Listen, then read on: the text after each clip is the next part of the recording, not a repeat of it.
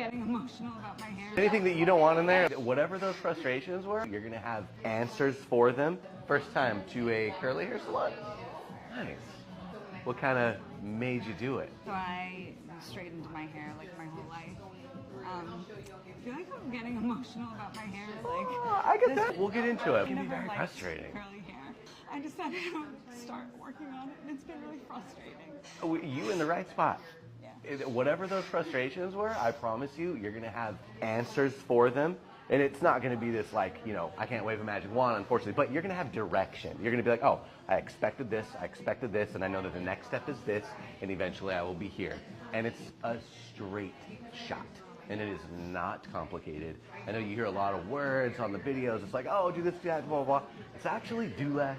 It's actually, let's keep it simple. But when you're communicating it, it sounds like a lot. But really, it's about doing less. And all you're going to see is just more and more of literally who you are genetically, like show up out of your scalp.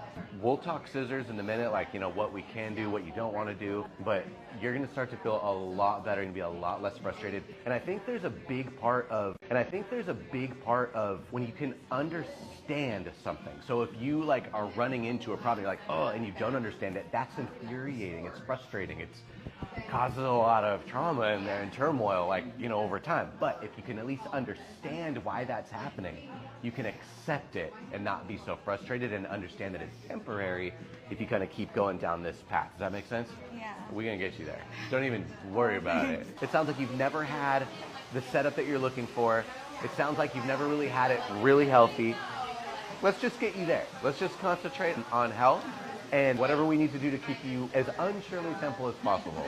And that's easy. Yeah, like nothing against her, but...